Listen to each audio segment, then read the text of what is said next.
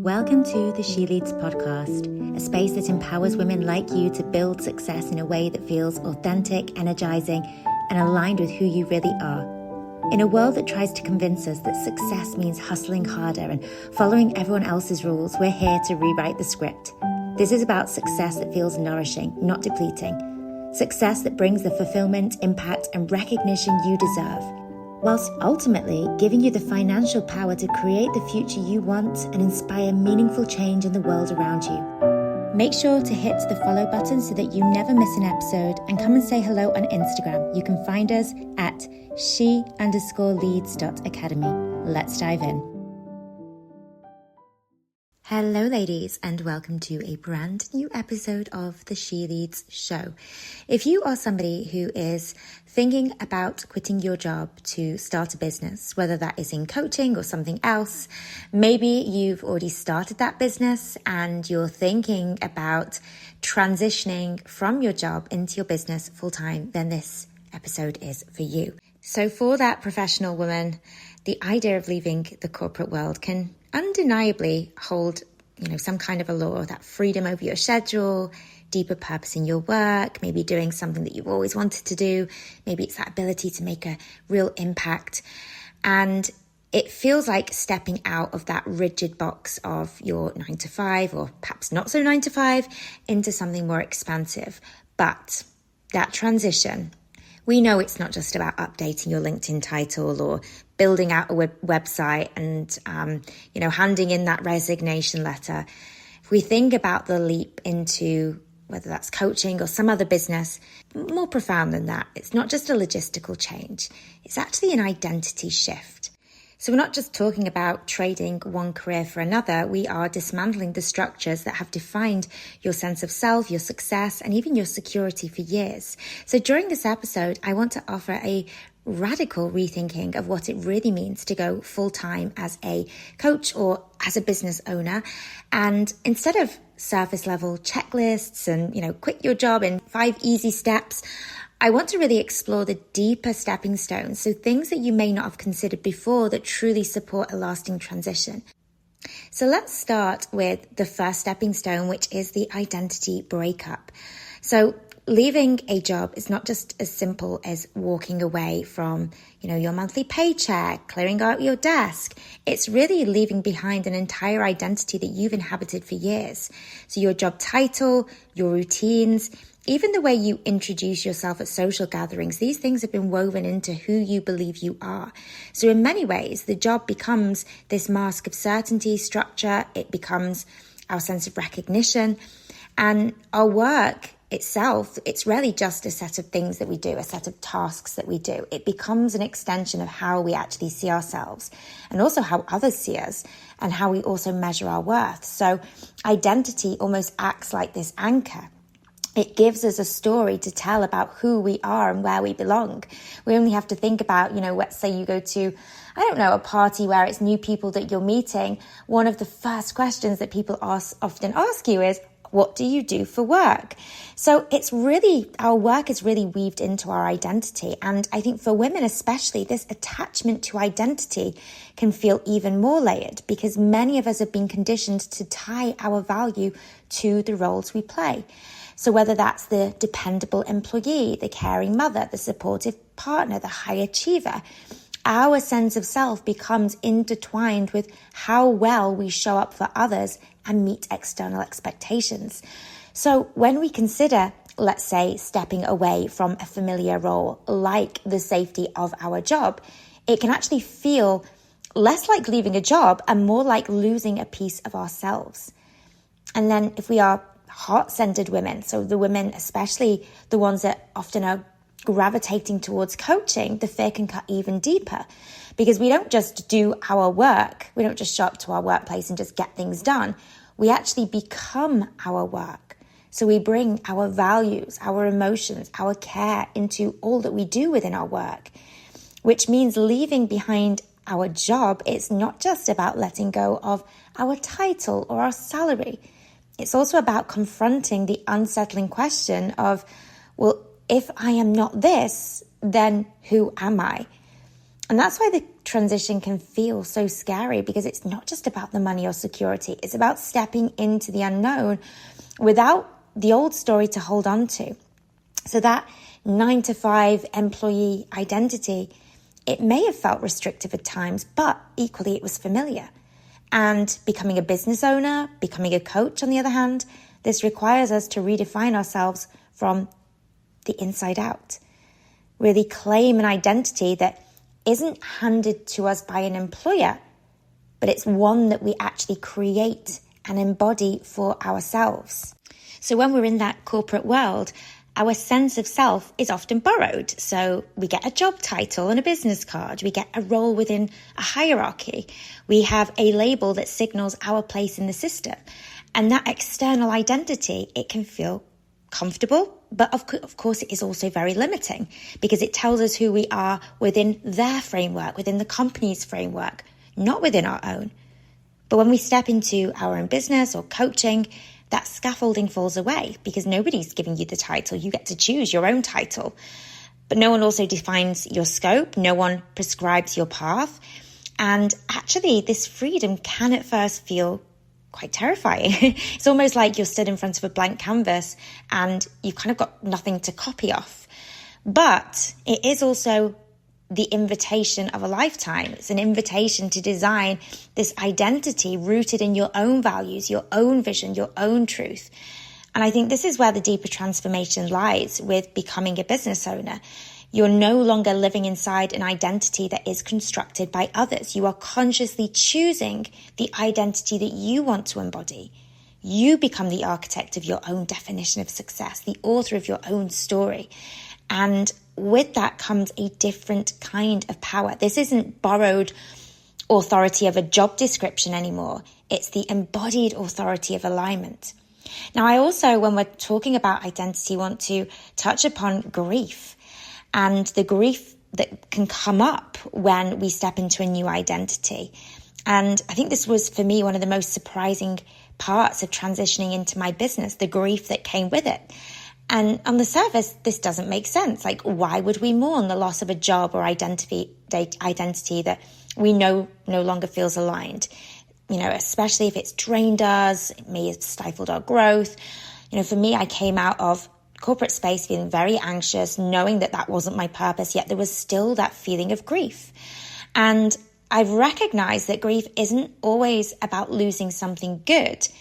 It's often about losing something familiar. And that corporate sense of self, it often was the thing that gave us structure, recognition, belonging. So even if the job didn't light us up, it provided the script that we knew. And letting go of that can really feel almost like stepping into like the void, stepping into silence. And we don't have the cues that once told us who we were and where we fit. And that absence can really create this sort of aching feeling. And it's not because we want the old role back, but it's because our nervous system actually misses the certainty it provided. And again, even if we know that that role wasn't meant for us. And I think what makes this process even more complex is that this feeling of grief we get of losing that identity, at least from my experience, it began before the change actually happened.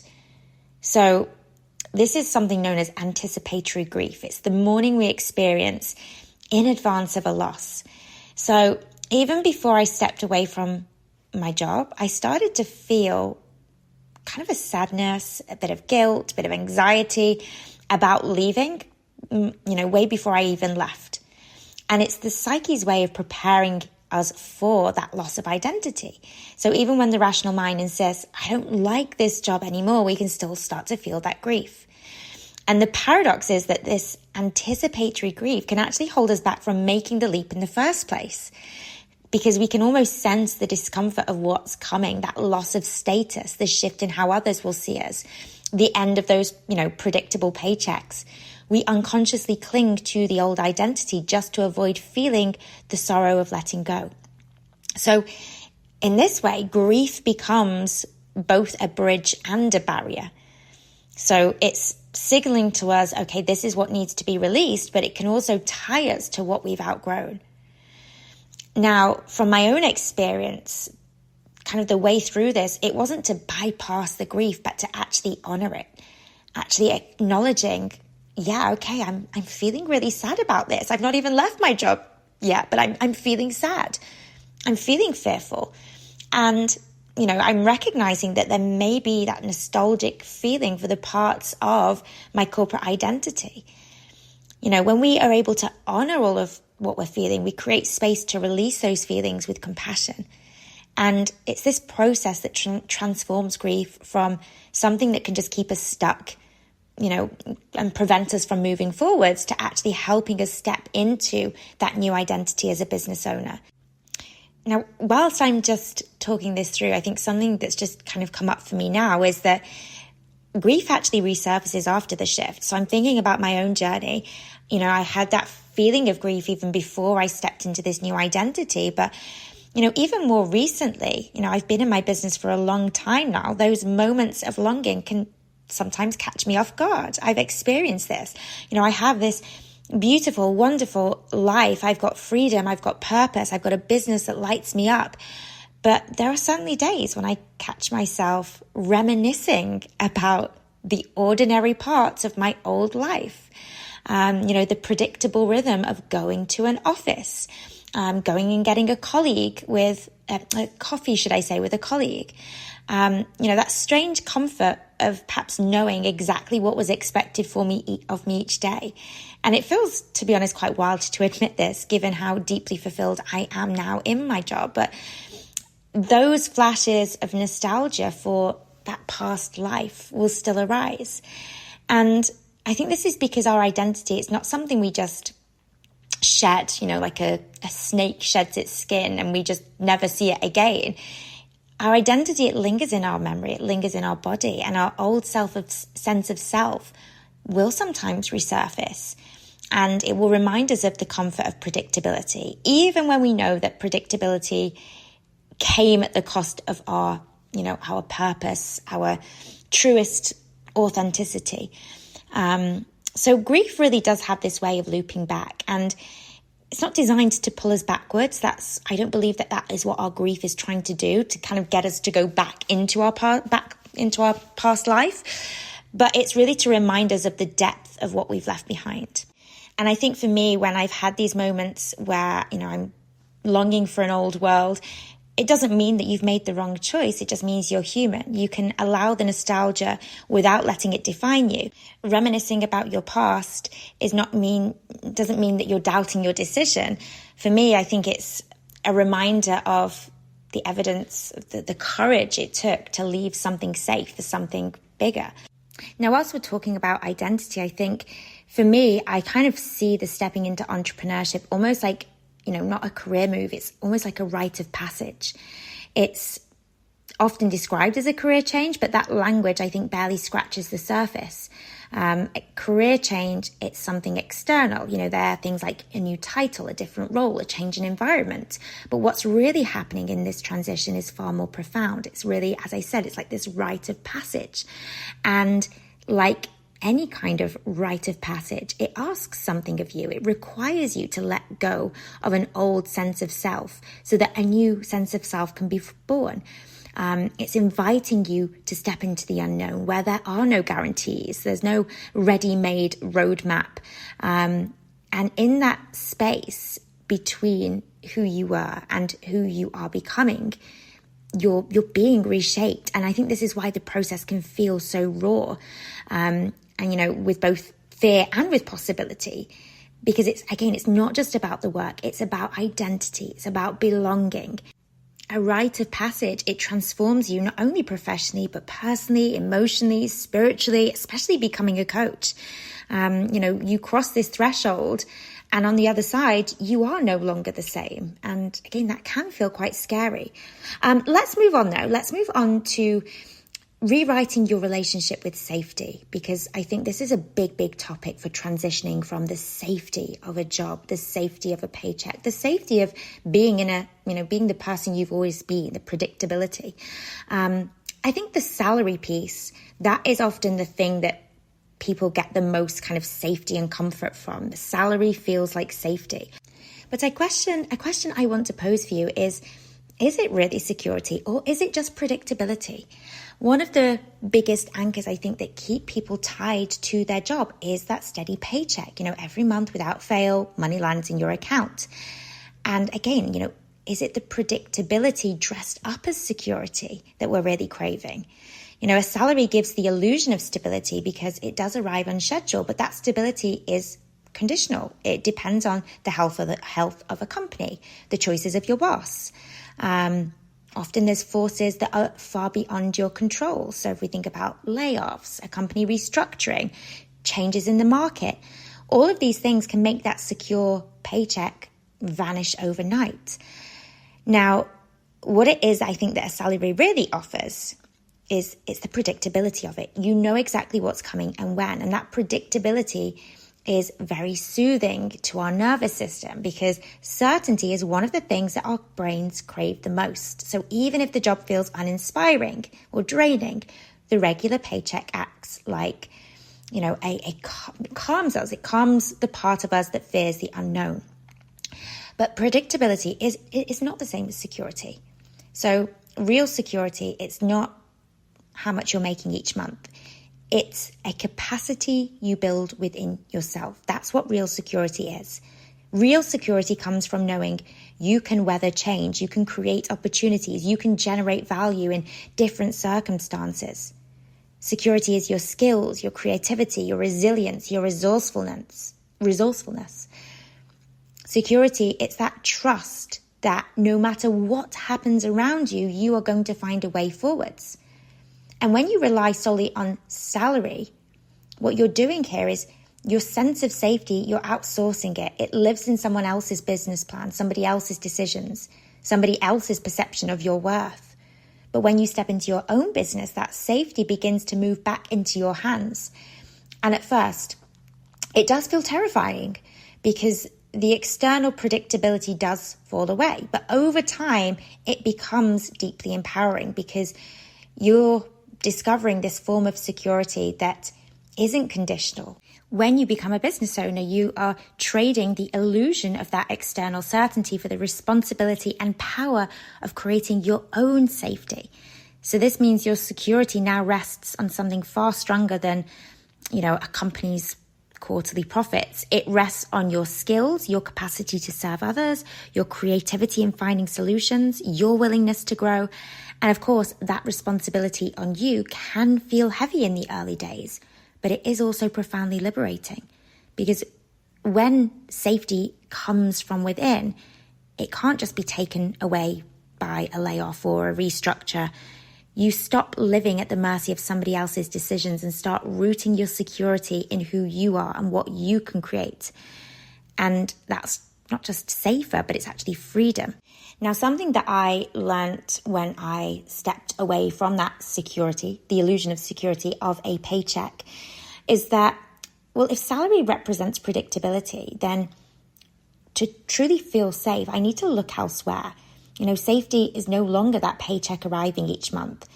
And I have to recognize that safety is something I build and carry within myself. And really for me, I understood that safety becomes self-trust. It's that quiet confidence that no matter what challenges arise, you can meet them. So unlike external safety, which depends on circumstances that are outside of your control, self-trust lives within you. So it's not necessarily about knowing exactly how things will unfold, but about trusting your own capacity to respond. So it's self-trust, it's that voice that says, I'm going to figure this out. So even when the path feels foggy, I'm going to figure this out. Self-trust is what allows you to take bold steps in your business without needing every single detail guaranteed in advance. And for many of us, especially when we've spent years in structured environments, self-trust feels foreign. We've been conditioned to lean on systems or bosses or paychecks for our sense of safety. So stepping into entrepreneurship then really means, building that self-trust. And self-trust, by the way, it's not about never feeling doubt or fear, but it's about allowing those feelings to exist whilst choosing not to collapse under them. So again, it's that deep knowing that even if things don't go as planned, you will find a way forwards because you always have. And when you cultivate self-trust, uncertainty will become less threatening. So it's almost like you no longer need the old crutch of predictability, because you know that you can stand strong, even, in the unknown, even with challenges. Now let's shift gears a little bit, because I want to get you to reconsider that leaving your corporate job, it's not about running away from something broken. And I think it's easy to frame the move into a new business as an escape. I'm leaving because I can't stand this job anymore. I'm done with the office politics. I'm tired of being undervalued. And those feelings may be true, but I want you to consider building your new life from a place of escape. It creates a particular kind of energy. This energy is rooted in pain, it's rooted in resentment, resistance, and this energy, it's reactive, not creative. When you are running from something, your focus is still tethered to it. You carry the weight of what you're rejecting, and that can really seep into your business in very subtle ways. So it might be overworking to avoid repeating the past. It might be building offers, if you're a coach, that feel anti-corporate statements rather than aligned creations. I remember doing this a lot in the beginning. I was talking a lot about how much I hated the corporate world. It might be holding a quiet bitterness that clients can really sense. So running from pain, it can be the thing that gets you moving. It can be the thing that motivates you to start a business, but it will be rarely the thing that sustains you. So I want to invite you instead to lead towards desire, because this carries an entirely different kind of energy. It's more expansive, it's more inspiring, it's more forward-facing. So instead of saying, I don't want this job anymore, you're saying, I'm creating something new. So you're being pulled by vision rather than being pushed by frustration. And this orientation, I believe, allows your business to be born from joy, from purpose, from alignment, not just, again, frustration or rebellion. And it really doesn't serve us to label our current work, our corporate career, as broken. When we call our past broken, what we're doing is we're denying its gifts. We're reducing our own journey to something that we had to escape from. But I'd like you to consider that maybe your career has not been wasted. It's not broken. It's just been a part of your path. It's shaping you in ways that prepared you for what comes next. So if we think of it this way, leaving your job then becomes less about fleeing, running away from something, and it's more about evolving. So we're not so much escaping pain, it's more about embodying our desires. And that shift in energy changes everything about how you will step into your new identity as a business owner. So you want to think of the years in your job as your training. Every challenge, every skill, everything you navigated gave you the tools that you can now bring into your business. So it might be leadership experience you gained in corporate meetings. It might be communication skills. It may be the way in which you interacted with other people, how you listened. Even the frustrations, so burnout, toxic cultures, these have value because they showed you exactly what you don't want to replicate in your business. So integration here, this is kind of what we're doing. We're not escaping something, we're integrating our past into our future. We're recognizing that nothing was wasted. The lessons of corporate life don't need to be discarded. They can be turned into strengths that make you a more grounded, a more relatable coach. They can be tools that you kind of take with you into your business. So rather than rejecting your past, you're weaving it into your future. And really reframing your corporate role as preparation, it transforms regret into gratitude. So instead of disowning your past, you can kind of treat your past as the fertile ground from which your new business is growing. And when you shift into this frame, you stop telling yourself a story of lost years or, your wasted potential, or I should have started this years ago. And you reclaim your timeline as the perfect timeline. And again, this is much more of an empowered way to start your business. And this reframe really matters because, again, you're integrating your past rather than rejecting it. Disowning, your corporate role, it keeps you at war with yourself. It's splitting your story into then and now. But integration, it makes you whole. You get to carry forwards the gifts. You get to release the heaviness. but you're also honoring the journey that brought you here. You know, your old career, it's not been the thing that's been holding you back. It's giving you the raw material for your next chapter. And as a new business owner or as a new coach, you're not starting from scratch. You're starting from experience, from a foundation stronger than what you may be realizing. Now, again, just to kind of recap what we've talked about today, stepping into, a business, it's not just about a new career. It's about transformation at the deepest level, shedding an identity that you've worn for years, grieving the comfort of predictability, and learning to root your safety in something that's much stronger than just a monthly predictable paycheck. And this journey, it is going to ask you to walk through grief, through fear, through uncertainty, and at times you may long for the familiar rhythms of your old life, even if you're exploring and loving the expansiveness of your new life. And that's not failure, that's very evidence of this rite of passage that I spoke about earlier. Real transformation, it always is going to carry both a loss and a rebirth. And when you integrate things, when you see your corporate years not as time wasted, but as preparation, you begin to realize you are not starting from zero. You're starting from that deeper foundation. So if you are, on the edge of taking the leap into a business right now, know that it isn't just a career change. It's an initiation into a truer version of yourself. A version of you where you no longer outsource your safety or your worth, but you actually embody them. And let's remember, you are not moving to escape something. You're moving from desire, where your past has prepared you perfectly for what comes next. Now, as a reminder, if you are thinking about becoming a coach and you are wanting to take those next steps, remember you can trial the She Leads Academy, which is our ICF accredited coach training. You can actually trial that for free by heading to she-leads.co/free trial registration. Thank you so much for tuning in, and I will catch you on the next episode. If today's episode lit something up in you and you are ready to build a coaching business that not only changes lives but creates the income and freedom you deserve, then right now you can request a free trial of our She Leads Academy coach training.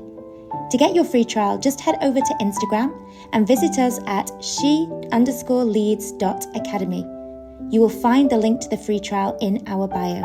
I cannot wait to see what's possible for you.